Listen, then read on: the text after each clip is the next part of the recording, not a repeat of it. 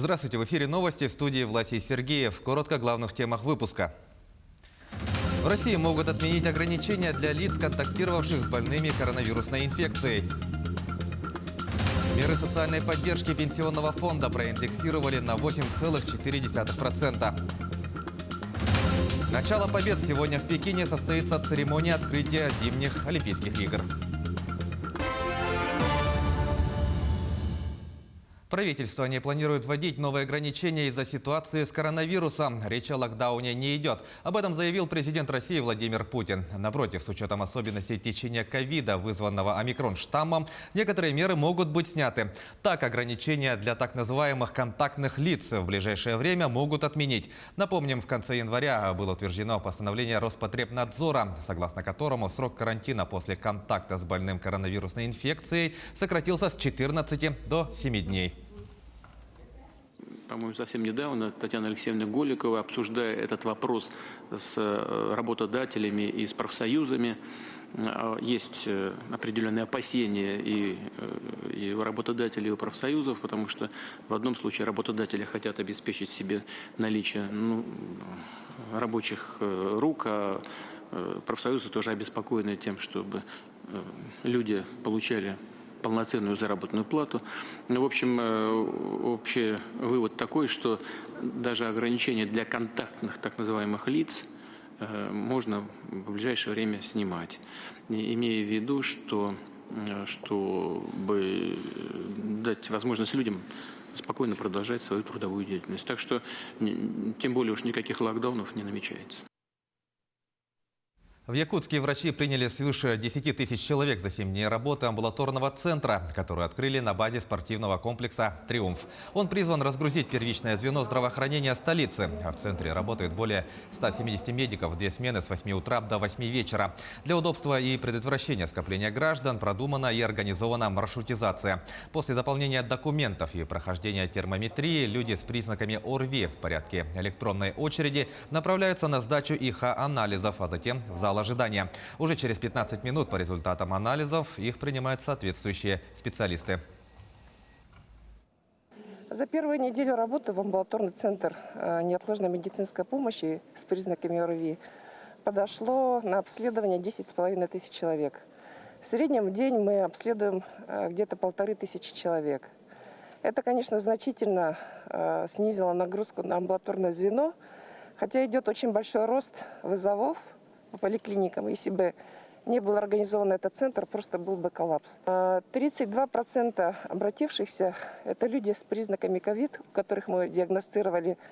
28% – это ОРВИ, и, к сожалению, 30% – это люди без признаков ОРВИ. С февраля меры социальной поддержки, которые предоставляет Пенсионный фонд России, проиндексированы на 8,4%. Коэффициент индексации утвержден с учетом инфляции по итогам 2021 года.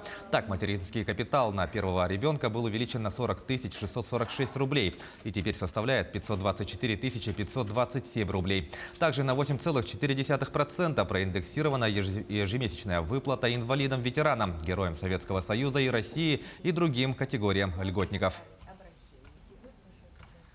Якутия вошла в число 30 субъектов, где в этом году начнут внедрять региональный инвестиционный стандарт. Об этом сообщил глава республики Айсен Николаев. Данный стандарт направлен на стимулирование и развитие делового климата и привлечение инвесторов в регионы. Он является ключевым проектом агентства стратегических инициатив по созданию благоприятных условий для ведения бизнеса в регионах. Он включает в себя 15 лучших инвестиционных практик, используемых экономически наиболее успешными регионами. Работа по обустройству автозимника Алекминск-Якутск в данный момент ведется в районе села Марха Алекминского района. По предварительным прогнозам, сегодня дорожники дойдут до села Саняхтах, а завтра до границы с Хангаласским районом. Работы могут замедлить сильные ветра, которые наблюдаются на участке от села Урицк до Саняхтаха. Поэтому жителям Алекминского района не рекомендуется выезжать в эти дни по автозимнику Алекминск-Якутск без острой необходимости. Персонал центральных электрических сетей «Якутскэнерго» ежедневно ведет работу по технологическому присоединению к электрическим сетям. Электромонтеры службы кабельных линий работали на 111-м квартале города Якутска. Специалисты подключили к трансформаторной подстанции жилой комплекс Билибино. Объект на 130 квартир строится в рамках проекта переселения граждан из ветхого и аварийного жилья. Отметим, что за весь прошлый год «Якутскэнерго» подключил к электрическим сетям 25 объектов. Это здания здравоохранения, образования, ЖКХ и социально-культурные учреждения, а также многоквартирные дома городского округа. Летний период времени подготовительные работы проходят, кидается кабель, подключается, восстанавливается и потом происходит подключение. Этот кабель был проложен летом, сейчас он введен в работу. Ну, это не опасная работа, ну, сложная. Прокладка кабеля производится, во-первых, вручную. Подключение подстанции, все происходит под напряжением. Распознавать и контролировать уровни защиты от наступления аварий и смертельных случаев на производстве смогут на руднике «Интернациональный». Начальники участков проходят обучение о методиках, им рассказывают приезжие эксперты. Система оценки критических рисков – важное направление для любого современного производства. Методика позволяет руководителю в короткий срок определить существующие опасности и избежать неприятностей на производстве. Вместе с экспертом компании «Технологии безопасности» на руднике также обсуждали, как наладить коммуникацию с подчиненными, что и как начальникам нужно требовать от горных мастеров. Рудник «Интернациональный» у нас предприятие пилотное, поэтому, когда мы некоторые методики обкатаем на Интере, мы потом, впоследствии, в этом году масштабируем это на другие производственные подразделения и на другие рудники. Алданские пожарные провели плановые пожарно-тактические учения. На этот раз, по легенде, воспламенился резервуар ГСМ на одном из местных топливно-заправочных предприятий. В учениях участвовали наши корреспонденты.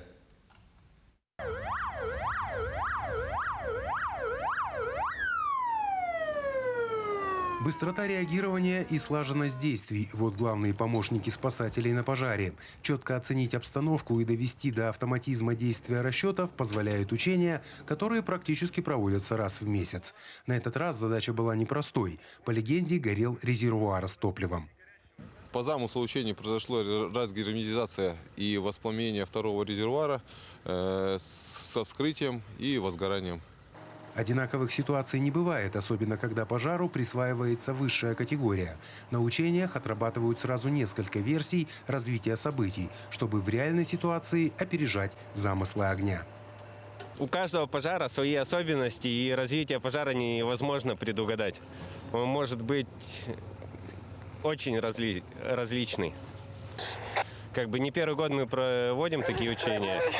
В принципе, у нас показатели хорошие. Тушение техногенных пожаров занимает достаточно длительное время – от 4 и более часов. Параллельно идут работы по тушению объектов и отсечению от огня близлежащих. Тактика тушения – не допустить дальнейшего распространения пожара на соседние резервуары, не допустить розлива нефтепродуктов в обвалование и последующая его ликвидация в объеме, который он принял на момент прибытия пожарных подразделений. Итоги плановых учений еще предстоит оценить, но очевидно одно – такие мероприятия позволяют поддерживать на высоком уровне готовность гарнизона пожарной охраны к тушению пожаров.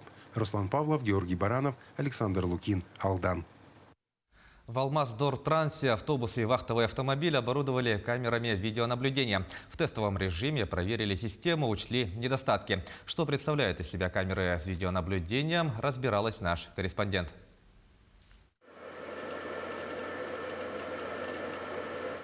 Водитель автобуса «Нефас» ждет очередной выезд. Отвозит пассажиров в город и из него. Сделать это нужно быстро, чтобы не отклониться от расписания, но во главе угла – безопасность. Теперь водителям следить за ней проще. На автобусе камеры видеонаблюдения. Водитель при движении задним ходом, либо высаживая пассажиров, может спокойно контролировать это, не засматриваясь по зеркалам, а видеть это на мониторе своего транспортного средства. При этом это позволяет нам более четко понимать, что происходит, видеть, задержался ли пассажир на выходе, не задержался, что значительно уменьшает травматизм на производстве и улучшает нашу работу. По периметру автобуса сотрудники Алмаздортранса установили по 4 таких камеры – в передней, задней части и по бокам. Есть видеонаблюдение и в салоне. Как раз сейчас видно, как работник тестирует систему.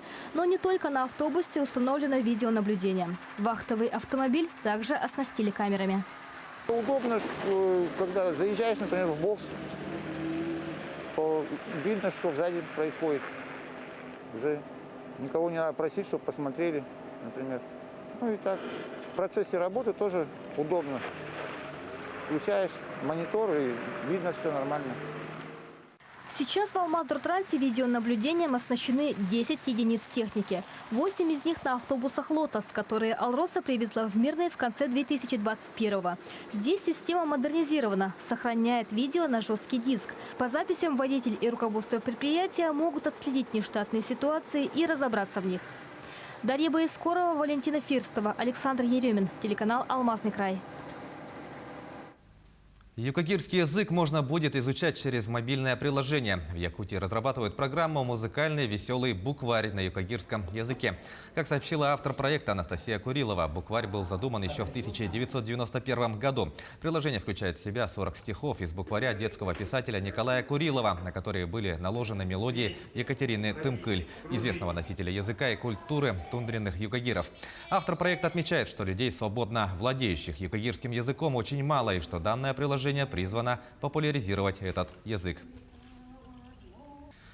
В завершении выпуска о спорте. Ориентир 30 медалей. Своими ожиданиями от выступления российских спортсменов на зимней Олимпиаде в Пекине поделился глава Олимпийского комитета России Станислав Поздняков. Он также подчеркнул, что у спортсменов боевой настрой и желание показать лучшие результаты. Глава Олимпийского комитета России также прокомментировал выбор знаменосцев на открытии Олимпийских игр.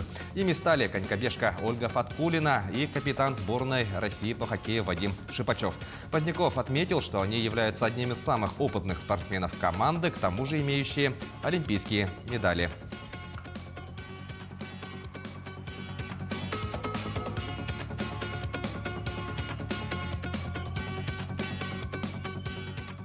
Настрой самый боевой. Спортсмены, которые приехали сюда, в Пекин, в Олимпийский Пекин, прошли очень через большой путь. Они не просто долгое время готовились, квалифицировались и отбирались на эти соревнования, но тем не менее, и плюс ко всему, вернее, и им нужно было пройти очень непростую в настоящее время процедуру верификации в виде отрицательных ПЦР-тестов.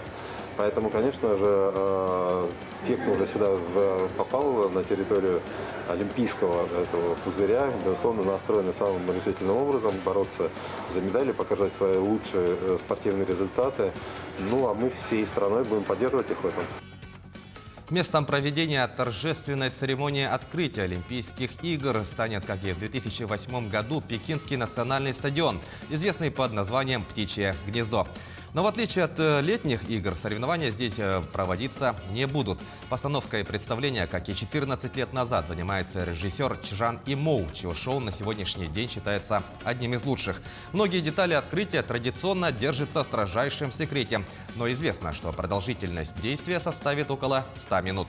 Ответственным за показ мероприятия в России будет телеканал «Россия-1». Прямая трансляция начнется в 21:00 по якутскому времени.